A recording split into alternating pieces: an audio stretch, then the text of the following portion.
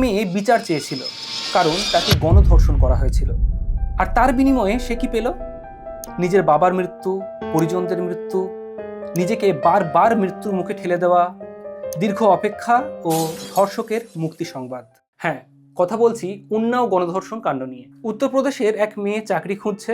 তাদের পরিবারের পরিচিত 4 বারের এমএলএ কুলদীপ সিং সেঙ্গার, যাকে সে দাদা বলতো, তিনি বললেন, আমার বাড়িতে এসো, ব্যবস্থা করে দেব।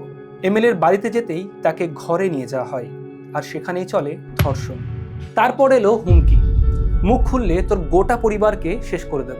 মেয়েটি ভয়ে চুপ করে রইল। কিছুদিন পর কুলদীপ সিঙ্গারের লোকেরা এসে তাকে আবার তুলে নিয়ে যায়। 11 জুন থেকে 20 জুন টানা 9 দিন তাকে বন্দি রেখেই চলে গণধর্ষণ। তারপর ব্রজেশ যাদব নামের এক ব্যক্তির কাছে তাকে 60,000 টাকায় বিক্রি করে দেওয়া হয়। মেয়েটি এবার যখন মুখ খুলল, তখন এই কুলদীপ সেঙ্গারের ভাইয়েরা তার বাবাকে রাস্তায় ধরে পেটালো।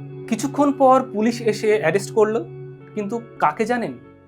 সে জখম বাবাকে। উল্টে ওই মেয়ের বাবার নামেই মিথ্যে অস্ত্র রাখার মামলা দেওয়া হলো। 8 এপ্রিল 2018।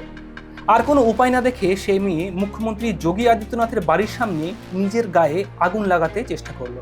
সেদিন তার চিৎকার ছিল, আমি বিচার চাই। পরের দিন তার বাবাকে পুলিশ হেফাজতেই পিটিয়ে খুন করা হলো।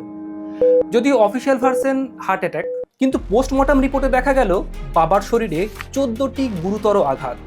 মারের চোটে পেটের নাড়িভুঁড়ি ফেটে গিয়েছিল। এটা ছিল ইউনিফর্ম পরা পুলিশের দ্বারা খুন। এবার চারিদিকে চর্চা হতেই এক প্রকার বাধ্য হয়ে বিজেপি বিধায়ক কুলদীপ সিঙ্গারের নাম উঠল এই কেসে। এবার কুলদীপ সিংকে অ্যারেস্ট করে সিবিআই তদন্ত করছিল। এমন সময় সেই মেয়ে, তার 2 মাসি এবং উকিল সবাই মিলে বাড়ি ফিরছিলেন।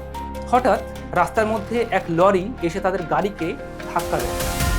মারা যায় তার 2 মাসি, এবং সেই মেয়ে এবং উকিল দুজনেই কোমায় চলে যায়। কোইন্সিডেন্টলি যে লরিটি তাদেরকে ধাক্কা মেরেছিল, সেই লরির নাম্বার প্লেট কালো কালি দিয়ে ঢাকা ছিল, যে কারণে লরিটিকে আর ধরা যায়নি। যেহেতু এমএলএর দলবল এই মেয়েটিকে আগে থেকেই প্রাণে মারার হুমকি দিচ্ছিল, তাই এই মেয়েটিকে 3টি পুলিশ অফিসার দিয়েছিল সিকিউরিটির জন্য। কিন্তু আশ্চর্যের বিষয় হচ্ছে, সেই দিন 3 জনের একজন পুলিশ অফিসারও মেয়েটির সঙ্গে ছিলেন না। তাদের অজুহাত যে গাড়িতে যাওয়ার মতো জায়গা ছিল। একজনের, 3 জনের একজনও যায়নি। কোইন্সিডেন্ট? এইরকম ঘটনা আপনার সঙ্গে ঘটলে আপনি কি করতেন বলুন তো? যাই হোক, এই ঘটনার পরেই সুপ্রিম কোর্ট হস্তক্ষেপ করে এবং এই মামলাটিকে উত্তরপ্রদেশ থেকে দিল্লিতে ট্রান্সফার করা হয়। সাল 2019। এত কিছুর পর নিম্ন আদালত দোষীকে যাবজ্জীবন কারাদণ্ডের সাজা দেয়। কিন্তু এই ডিসেম্বরে দিল্লি হাইকোর্ট কুলদীপ সিংকে যাবজ্জীবন সাজা থেকে মুক্তি দেয়, কারণ আইপিসি অনুযায়ী এমএলএরা পাবলিক সার্ভেন্ট নয়। কিন্তু দুর্নীতি দমন ধারাতে তারা আবার পাবলিক সার্ভেন্ট। তাই কুলদীপ সিংয়ের বিরুদ্ধে এই কঠোর ধারা সেকশন 5C খাটে না। সাধারণত এই ধারায় মিনিমাম সাজা হয় 7 বছর, যেটা তিনি অলরেডি কাটিয়ে ফেলেছেন। ব্যাস, আদালত এই যুক্তিতেই তাকে যাবজ্জীবন সাজা থেকে মুক্তি দিল। মানে আইন বলছে দুর্নীতি করার সময় উনি পাবলিক সার্ভেন্ট, কিন্তু ধর্ষণ করার সময় পাবলিক সার্ভেন্ট নয়। আইন এখানে সে এমন জায়গায় দাঁড়ালো যেখানে দোষী নয়, ধারাই সব থেকে বেশি গুরুত্বপূর্ণ। এদিকে যখন নির্যাতিতা এই ঘটনার প্রতিবাদ করতে রাস্তায় নামে, তখন পুলিশ তাকেই তুলে নিয়ে যায়।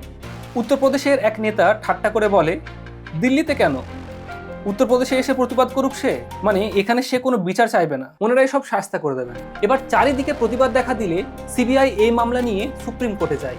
এবার দেশের শীর্ষ আদালত জামিনের সেই রায়কে স্থগিত করে দেয়। সুপ্রিম কোর্টের রায়ের পর নির্যাতিতার আইনজীবী জানায়, আদালত স্পষ্ট করে দিয়েছে যে কোনো অবস্থাতেই কুলদীপ সিং সেঙ্গার ছাড়া পেতে পারে না। দেখুন, আমাদের দেশের 3টি পিলার ভেঙে গেলেও, বিচার ব্যবস্থাতে ঘুণ ধরলেও এখনও যে সেটা ভেঙে যায়নি, এটাই তার প্রমাণ। ওদিকে ওই নির্যাতিতা এবং এখন ওনার যে স্বামী রয়েছে, তারা দুজন মিলে যে চাকরি করতেন, সেই চাকরি থেকেও তাদেরকে সরিয়ে দেওয়া হয়েছে। এবার এই ঘটনার পর দেখা যায় বেশ কিছু মানুষ এই কুলদীপ সিং সেঙ্গার এনাকেই সাপোর্ট করছেন।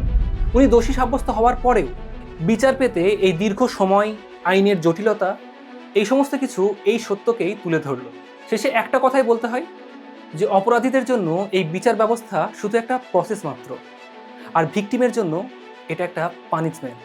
কোনো নেতাকে কখনো বলতে শুনেছেন যে বড় বড় আদালত বানাবো বা ব্লকে ব্লকে আদালত বানাবো? না, ওনারা মন্দির মসজিদ করবেন। তাহলে আপনার প্রতি কোনো অন্যায় হলে আপনিও বিচার ঈশ্বরের কাছে চাইবেন।